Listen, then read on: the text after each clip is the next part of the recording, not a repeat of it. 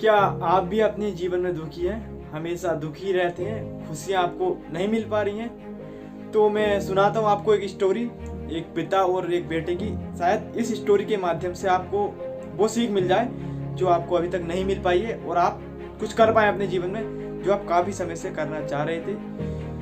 तो पिता जो होता है उसका अंतिम समय होता है उसका संसार छोड़ने का, मतलब उसकी मृत्यु की कगार पर होता है। तो वो अपने बेटे को बुलाता है जिसका नाम वीरपाल होता है। तो वो उससे बोलता है, बेटे मैंने आज तक तुम्हें खिलाया पिलाया, तुमको मैंने इस लायक बनाया, लेकिन मैं तुम्हारे लिए कुछ नहीं कर पाया हूँ। ना मैंने तुम्हारे लिए कुछ रुपए पैसे जोड़े, ना ही मेरे पास आभूषण है, कुछ नहीं है मुझे मेरे पास तुमको देने के लिए, ना ही मेरे पास ज़्यादा जमीन जायदाद है। जो भी है बस यही टूटा फूटा जो झोपड़े में रह रहे होते हैं वही है मेरे पास।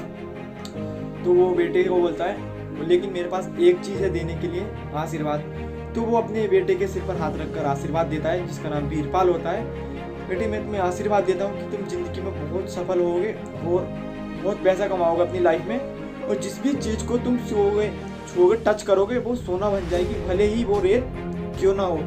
तो वो बेटा पिता का आशीर्वाद लेकर खुश हो जाता है, कहता है पिताजी मेरे लिए यही सब कुछ है, मैंने आपकी सेवा की जितना मुझसे हो सका, और मैं आगे भी अच्छा ही बना रहूँगा। जो मेरी लाइफ होगी मैं अच्छी तरह से जीऊँगा उसको, कभी भी मैं कोई गलत काम नहीं करूँगा अपने जीवन में। तो अपने पिता गुजर जाते हैं उसके, तो उसके कुछ समय बाद ही वो अब अपनी ज़िंदगी में आगे बढ़ता है। ठीक है, वो अपने पैर पर खड़ा होना चाहता है, तो वो अपना कार्य शुरू करता है। तो उससे शुरू में वो फल ठेली लगाता है, वो अपना काम करता है, जैसे कि कुछ सब्जी वगैरह बेचता है रोड साइड। उसके बाद वो कुछ समय बाद अपना कार्य बदल देता है, फल सब्जी छोड़कर वो कपड़े बेचना शुरू कर देता है। तो वो ठेले पर गली मोहल्लों में कपड़े बेचा करता है। तो उसको दिखता है कि उसमें थोड़ी ग्रोथ हो रही है, वो पैसे कमा रहा है। तो वो ठेले छोड़कर रोड साइड अपना एक दुकान बना लेता है। तो उसमें भी उसको काफ़ी अच्छा अर्निंग होती है, ग्रोथ होती है, बहुत पैसा कमा लेता है उसके बाद भी। तो उसके बाद वो नगर में अपना एक कंपनी का शोरूम खोल लेता है। तो उसको दिखता है कि ये शायद मेरे पिताजी का ही आशीर्वाद है जो मैं इतना कुछ हासिल कर रहा हूँ अपनी लाइफ में। तो एक शोरूम खोलने के बाद वो उसी नगर में जिसमें वो रह रहा था में लगभग वो अपने 4 शोरूम खुद के खोल लेता है कपड़ों के। तो समय बीतता जाता है, 4-5 साल हो जाते हैं। इसी तरह उसके लगभग 17 शोरूम पूरे उसके क्षेत्र में हो जाते हैं। 17 शोरूम अपने कपड़ों के चला रहा होता है। तो उसके दिमाग में होता है क्यों ना अब अपने व्यापार को बड़ा किया जाए। तो वो व्यापार विदेशों में फैलाता है, अपने विदेशों में अपने कपड़ों का कारोबार बढ़ाता है, आना जाना करता है अपना, वहाँ कपड़े खरीदता है बेचता है। इसी तरह उसका व्यापार बढ़ता जाता है। वो धीरे धीरे अपने क्षेत्र का सबसे धनी आदमी बन जाता है, और उसको विश्वास है कि ये सब उसके पिताजी के आशीर्वाद की वजह से हो रहा है। जो पिताजी ने आशीर्वाद दिया था और जो उसने सेवा की थी अपने पिता की सच्चे मन से, ये सब उसी का फल है। तो उसके दिमाग में आता है ये पिताजी के आशीर्वाद से मैं सफल हो रहा हूँ, तो मुझे एक चीज़ आजमानी चाहिए, मुझे नुकसान भी झेलना चाहिए।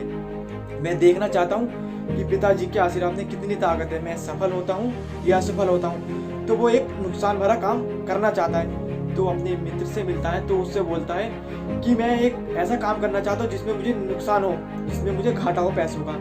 तो जो उसका मित्र होता है वीरपाल का, वो समझता है इसमें घमंड आ गया है, अब ये पैसा कमा रहा है, व्यापारी बन गया है बड़ा, तो इसमें घमंड आ गया, अब शायद इसका नुकसान कराना चाहिए मुझे। जब ये नहीं मान रहा है तो मुझे इसका नुकसान कराना चाहिए। तो उसको बोलता है कि तुम यहाँ से भारत से बादाम खरीद कर ईरान ले जाओ और वहाँ ले आकर बेचो, तो बहुत ज़्यादा नुकसान होगा। क्यों?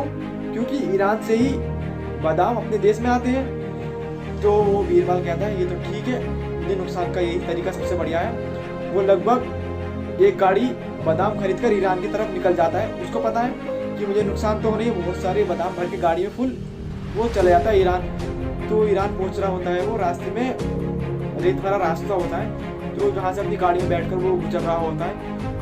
तो देखता है एक आदमी बहुत सारे सेनापतियों के साथ आ रहा है, मतलब व्यक्तियों के साथ। तो देखने में तो उसको वो सुल्तान ही लगता है। तो जब वो पहुँचता है सुल्तान से आमने सामने होता है बीच रास्ते में। तो सुल्तान उससे पूछता है, सेठ जी कहाँ जा रहे हैं आप?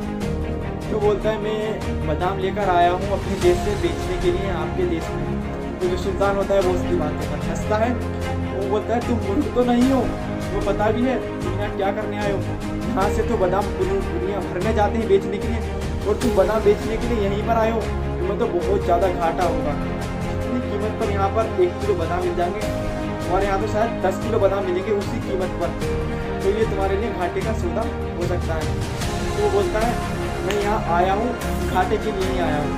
तो बीरबल होता है सुल्तान से बोलता है कि जो आपके इतने सारे सेनापति हैं ये सब हाथ में ये क्या चलनी दे रखी है आपने, कैसे सेनापति आपके, जनाब कैसे सुल्तान है। तो जो सुल्तान होता है वो बोलता है कि मैंने इसकी चलनी इसलिए दे रखी है क्योंकि कल रात जब मैं यहाँ से गुजर रहा था तो उस समय पर मेरी अंगूठी यहाँ गिर गई थी और मैंने उसको ढूंढने के लिए ही मैंने यहाँ लाया हूँ, ये रेता छानेंगे चलनी से और मेरी अंगूठी मिल जाएगी।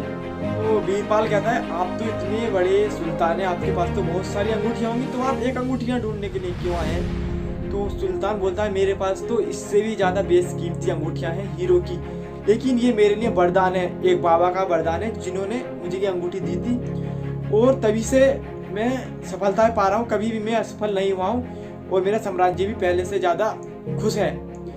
तो जो बीरबल होता है वो बोलता है मैं भी यहाँ अपने पिताजी के आशीर्वाद से यहाँ तक पहुँचा हूँ और मुझे देखना चाहता हूँ कि मेरे पिताजी के आशीर्वाद में कितनी ताकत है। वो कहता है पिताजी का आशीर्वाद, वो बोलता है हाँ। बीरबल अपनी बात बताता है, बीरबल बोलता है कि मेरे पिताजी के मरने के बाद मैंने बहुत कुछ किया, लेकिन मैं कभी भी असफल नहीं हुआ और मैं यहाँ इसलिए ही आया हूँ, मैं देखना चाहता हूँ कि मैं असफल होता हूँ या नहीं, मैं अपने पिताजी के आशीर्वाद को आजमाना चाहता हूँ। तो तभी बीरबल अंगूठी ढूंढ कर देना चाहता है कि सुल्तान की, तो वो नीचे हाथ करता है और मुट्ठी में अपनी रेता उठाता है और जैसे वो मुट्ठी खोलता है तो सुल्तान की अंगूठी उसके हाथ में होती है। सुल्तान बहुत खुश हो जाता है उससे। तो सुल्तान बोलता है ठीक है तुमने मेरी अंगूठी ढूंढ दी, अब मैं तुम्हारे ये सारे बादाम खरीद लूंगा। बीरबल खुश हो जाता है और उसको पता लग गया है कि उसके पिताजी के आशीर्वाद में कहीं ना कहीं तो शक्ति है, कहीं ना कहीं तो कुछ ताकत है जो उसका साथ दे रही है। और बादाम, और जो सुल्तान बोलता है कि मैं तुम्हारे बादाम दुगने दाम पर खरीदूंगा, तो बीरबल और ज़्यादा खुश हो जाता है। फिर बीरबल भी उसको एक आशीर्वाद देता है, अपनी तरफ से वरदान देता है, सुल्तान को बोलता है मैं भी आपको एक वरदान देता हूँ अपनी तरफ से कि आपका साम्राज्य पहले से भी ज़्यादा और खुश किस्मत होगा, खुशहाली होगी और वृद्धि होगी आपके खजाने में भी, और जो आपके सेनापति ये भी 100 साल जिएंगे। तो दोस्तों जो इस स्टोरी का मोटिव है वो आपको सिर्फ यही अंडरस्टैंड कराना है कि अपने माता पिता की सेवा करें ज़्यादा से ज़्यादा, कहीं ना कहीं ऐसा नहीं कि नहीं मिलेगा, डेफिनेटली आपको उसका फल मिलेगा, आगे चलकर जरूर मिलेगा।